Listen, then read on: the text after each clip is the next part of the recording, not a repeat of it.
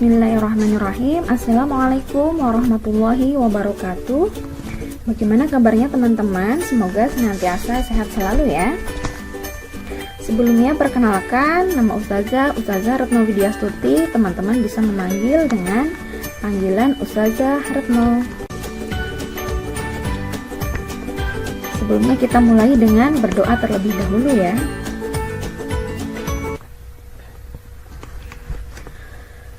A'udzu billahi minasy syaithanir rajim.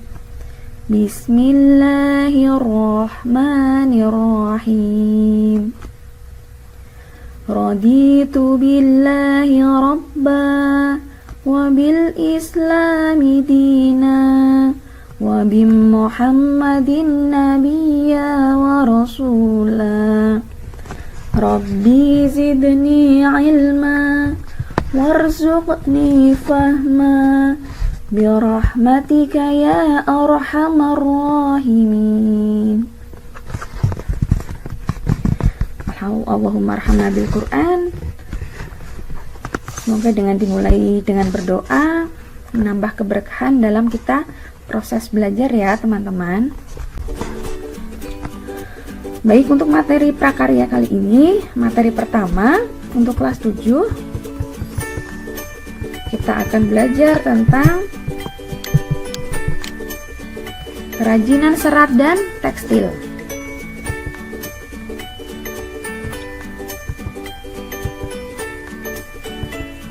Teman-teman ada yang tahu ini hasil dari kerajinan apa? Ya, ini adalah hasil dari kerajinan serat. Dan yang sebelah kanan adalah hasil dari kerajinan tekstil. Kalau nama hasil karyanya ini dompet ya. Kemudian yang sebelah kanan ini jenis-jenis kain. Apa sih yang dimaksud dengan kerajinan serat? Sebelumnya, serat itu sendiri adalah jenis bahan berupa potongan-potongan komponen yang membentuk jaringan memanjang yang utuh. Jadi kalau kerajinan serat berarti kerajinan yang berasal dari bahan berupa potongan-potongan komponen yang membentuk jaringan memanjang yang utuh. Untuk pembagian serat, ada serat alami, ada serat buatan selulosa, ada serat buatan non-selulosa, ada serat protein, ada serat karet, ada serat metalik, dan ada serat mineral. Nah, ini adalah bagian serat alami. Serat alami itu maksudnya adalah serat yang berasal dari alam. Yang pertama ada serat kapas,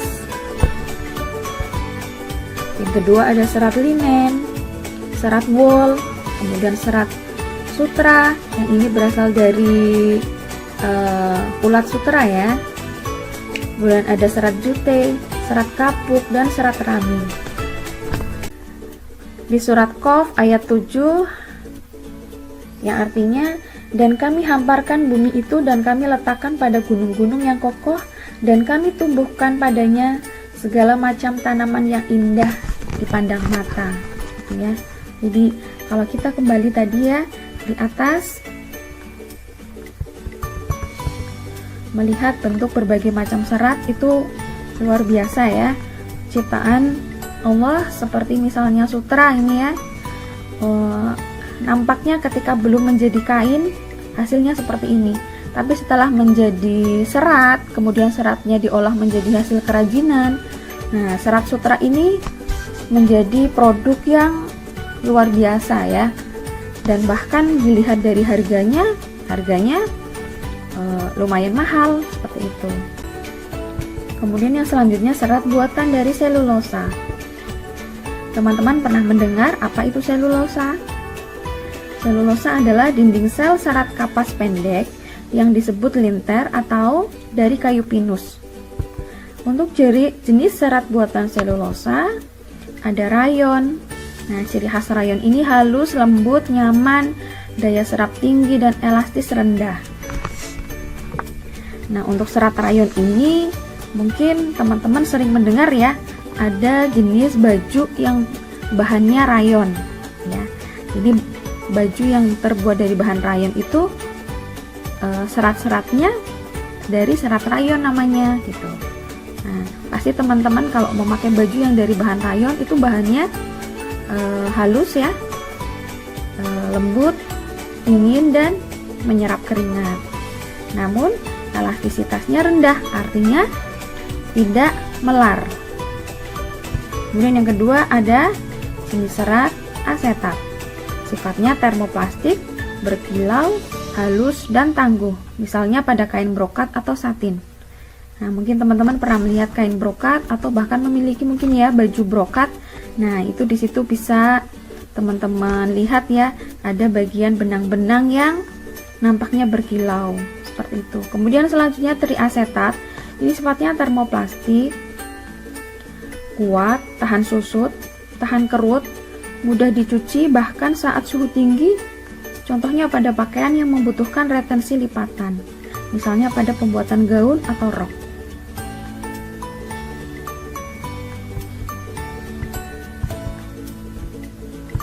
Selanjutnya adalah serat buatan non-selulosa.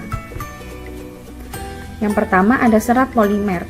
Ini dibuat dari elemen menjadi molekul yang lebih besar yang disebut polimer linier.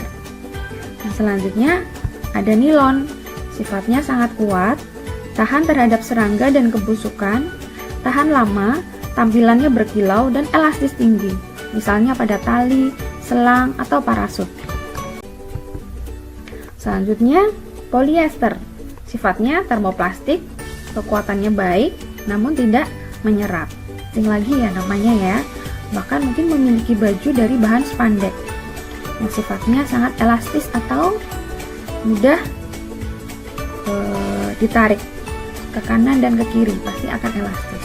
Pada pakaian renang, kaos kaki, legging, atau mungkin pada baju harian.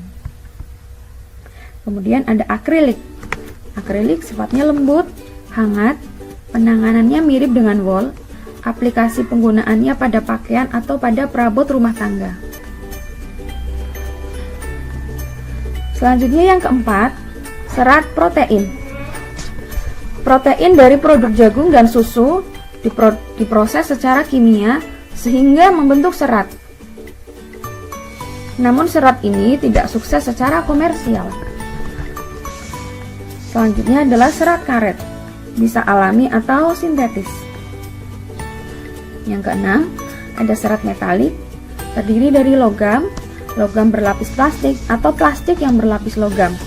Aplikasinya biasanya berupa benang hias dalam pakaian atau perabot rumah. Yang ketujuh, serat mineral. Ini berbagai mineral telah diproduksi ke dalam, contohnya pada serat gelas, keramik, dan kaca. Ini adalah contoh dari hasil kerajinan serat yang mungkin bisa kita lihat dalam kehidupan sehari-hari ya.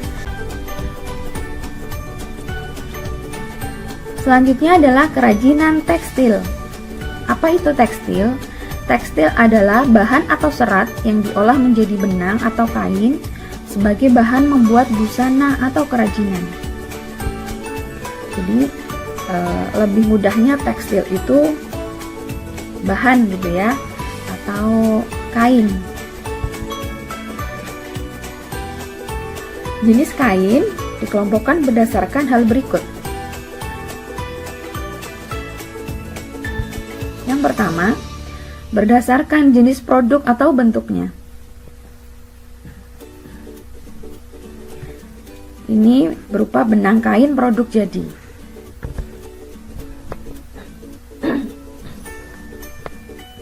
Kemudian yang kedua, berdasarkan bahannya. Ini ada serat alami, serat sintetis, dan serat campuran. Kemudian yang ketiga, berdasarkan warna atau motif. Ini ada putih, berwarna-warni, baik bergambar atau motif. Kemudian yang keempat, berdasarkan konstruksinya.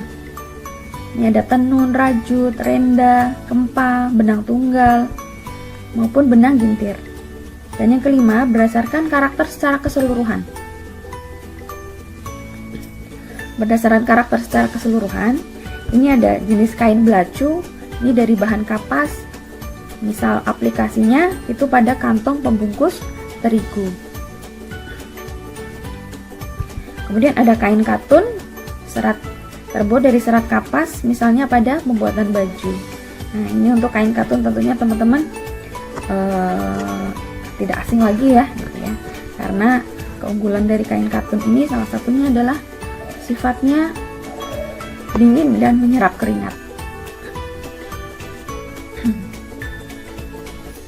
Kemudian kain polyester dibuat dari serat sintetis yang menyerupai biji plastik. Nah, ini adalah contoh dari kain belacu, ya.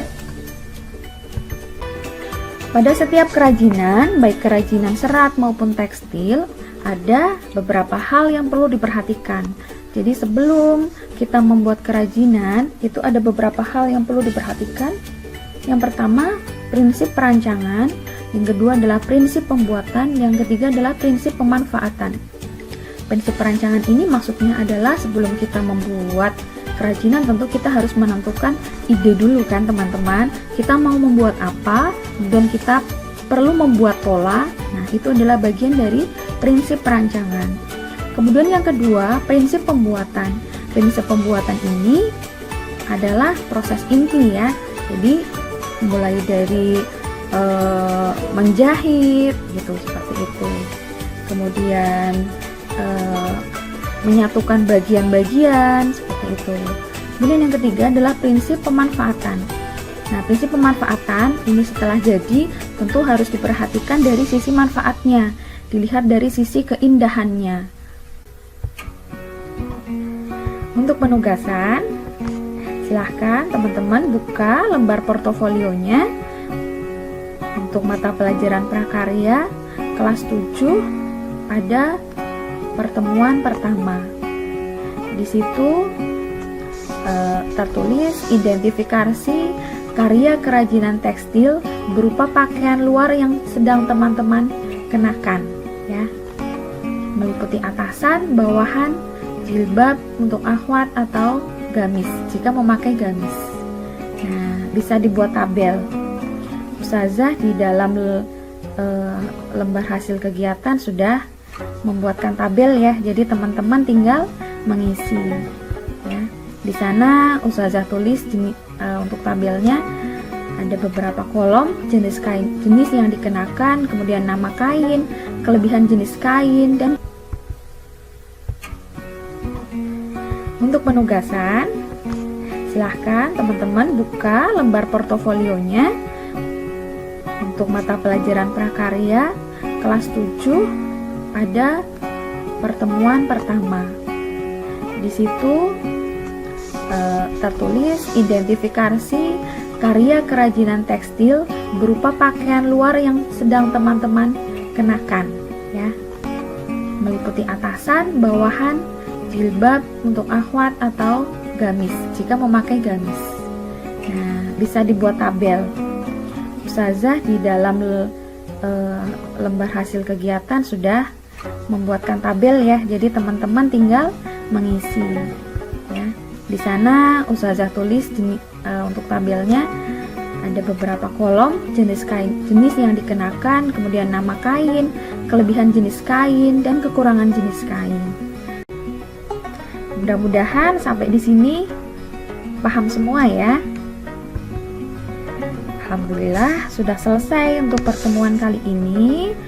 Ustazah sampaikan terima kasih. Jazakumullah khairan katsir. Assalamualaikum warahmatullahi wabarakatuh.